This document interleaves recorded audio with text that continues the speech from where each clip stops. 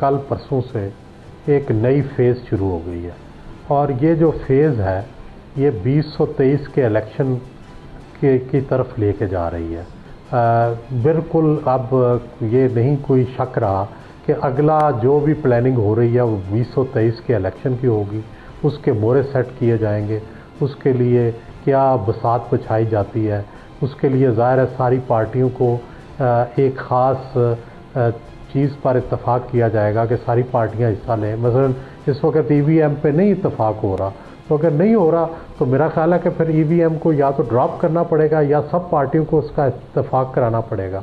तो ये सारी चीज़ें बड़ी तेज़ी से होंगी मेरा ख्याल है, और इसमें एस्टेब्लिशमेंट जो है उसको अपना रोल अदा करना पड़ेगा। कल परसों से एक नई फेज़ शुरू हो गई है और ये जो फेज़ है ये 2023 के इलेक्शन की तरफ लेके जा रही है।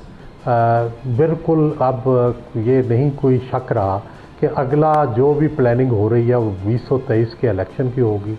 उसके मोहरे सेट किए जाएंगे, उसके लिए क्या बसात बिछाई जाती है, उसके लिए ज़ाहिर है सारी पार्टियों को एक ख़ास चीज़ पर इत्तफ़ाक़ किया जाएगा कि सारी पार्टियां हिस्सा लें। मसलन इस वक्त EVM पे नहीं इत्तफ़ाक़ हो रहा, तो अगर नहीं हो रहा तो मेरा ख़्याल है कि फिर EVM को या तो ड्रॉप करना पड़ेगा या सब पार्टियों को उसका इत्तफ़ाक़ कराना पड़ेगा।